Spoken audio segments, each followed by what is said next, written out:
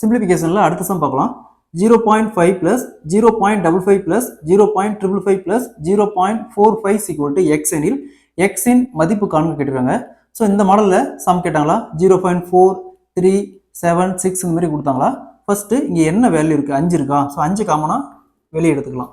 ஓகேங்களா. அப்போ இங்கே என்ன வரும் 0.1 ப்ளஸ் இங்கே 0.11 ப்ளஸ் இங்கே 0.111 வரும் ப்ளஸ் இங்கே 0.4 டைம் 1 வரும் 4 டைம். ஸோ நெக்ஸ்ட் இங்கே பாருங்கள் காமனாக இங்கே 1 11 111 41 இந்த மாதிரி ஆர்டராக போச்சுன்னா இங்கே கடைசியாக இருக்கு என்ன வருது அதை பாருங்கள் 4 1 இருக்கா. அப்போ 1 2 3 4 முன்னாடி பாயிண்ட் முன்னாடி 0. ஸோ ஒருவேளை இங்கே 5 1 வந்துச்சுன்னா என்ன வரும் 1 2 3 4 5 0. ஓகேங்களா. இங்கே முன்னாடி 5 இருக்குது. ஸோ அப்புறம் மல்டிப்ளை பண்ணால் 4 5 5 2 5 10க்கு 0 கேரி 1 3 5 15 1 16.